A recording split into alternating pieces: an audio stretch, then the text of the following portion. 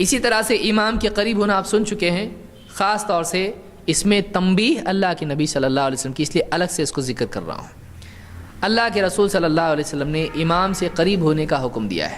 آپ فرماتے ہیں احضروا الجمعہ، جمعہ کے لیے آیا کرو، وادنوا من الامام، اور امام سے قریب رہو، یعنی امام سے قریب بیٹھو جمعہ کے خطبے کے لیے۔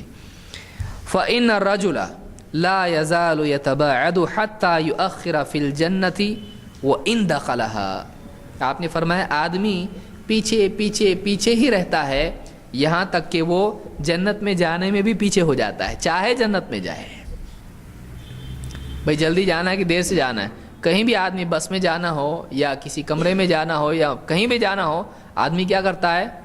دھکا وکا دے کے پہلے جانے کی کوشش کرتا ہے۔ جنت میں کیوں لیٹ جانا ہے؟ نہیں، جنت میں جلدی جانا چاہیے۔ کیا حشر کے میدان میں رکے رہنا ہے؟ جلدی جانا ہے۔ تو آپ فرماتے ہیں جو دنیا میں خطبے کے لیے پیچھے پیچھے پیچھے رہتا ہے، قریب نہیں رہتا ہے، وہ جنت میں بھی کیا ہو جائے گا؟ پیچھے ہو جائے گا۔ چاہے جنت میں جائے لیکن وہ کیا ہوگا؟ پیچھے رہے گا۔ تو اس کے لیے یہ احمد اور ابو داؤد اور بہقی اور حاکم کی روایت ہے۔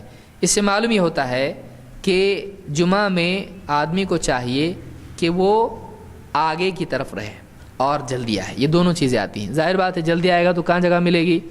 آگے۔